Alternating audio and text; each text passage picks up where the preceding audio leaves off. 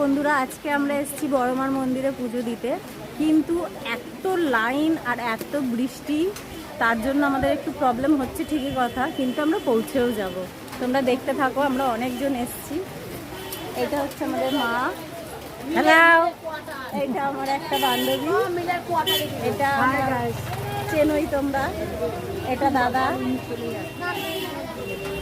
দেখো এরা সবাই। ঠিক আছে, আমরা পরে আবার কথা বলবো মন্দিরে পৌঁছে। এই টাকা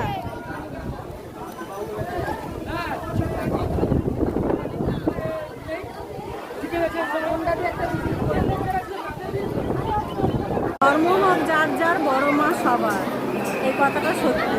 আজকে আমরা এসে পৌঁছে গেছি বড়মার মন্দিরে, ফাইনালি পৌঁছে গেছি। তোমরা দেখতে থাকো, সঙ্গে থাকো।